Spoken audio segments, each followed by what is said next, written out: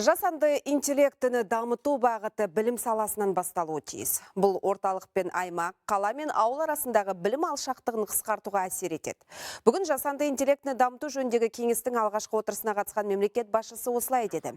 Әсіресе бұл шағын жинақты мектептерге қатысты мәселе. Жасанды интеллект технологияларын енгізу ерекше білім алу жүйесін қажет ететін балаларды да жан-жақты қолдау үшін өте маңызды.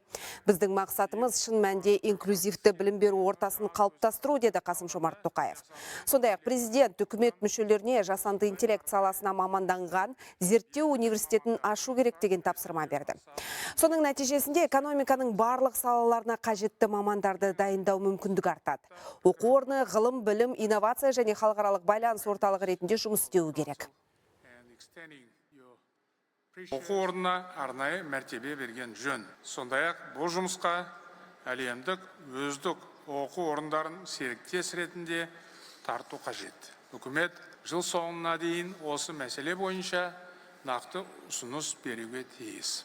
Осындай жаңа оқу орны бізге не үшін қажет деген сауалды туындау мүмкін.